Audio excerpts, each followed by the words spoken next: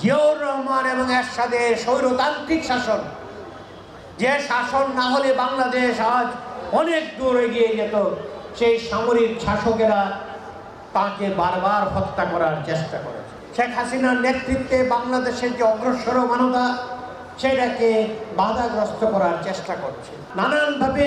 শেখ হাসিনাকে নয়, শুধু বাংলাদেশ আওয়ামী লীগকে তথা বাংলাদেশ বাঙালিদেরকে ক্ষতিগ্রস্ত করার জন্য চেষ্টা করছে, বিপদগামী করার জন্য চেষ্টা করছে। যে আওয়ামী লীগ একদিন সাম্প্রদায়িকতার বিরুদ্ধে লড়াইয়ের জন্য মাঠে নেমেছিল, যে আওয়ামী লীগ একদিন ধর্মনিরপেক্ষ রাষ্ট্র ব্যবস্থা গড়ে তোলার জন্য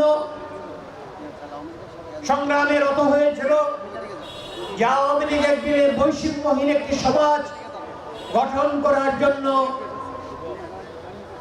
সংগ্রামে রত হয়েছিল, যে আওয়ামী লীগ একদিন বাঙালি জাতীয়তাবাদকে পুঁজি করে সমগ্র জাতিকে ঐক্যবদ্ধ রাখতে এগিয়ে এসেছিল, সেই আওয়ামী লীগকে নানানভাবে আদর্শিকভাবেও ক্ষতিগ্রস্ত করার নানান চেষ্টা চলছে। এখন জন্ম সনদ দিয়ে খোলো বিকাশ স্টুডেন্ট অ্যাকাউন্ট, নিজের বিকাশ নিজে কর।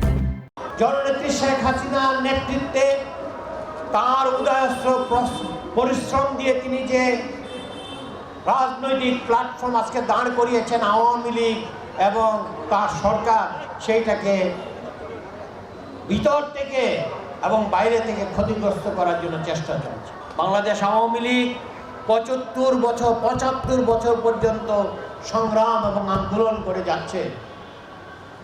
একটি ইগালিটেরিয়ান সোসাইটি, একটি বৈষম্যহীন সমাজ প্রতিষ্ঠার জন্যে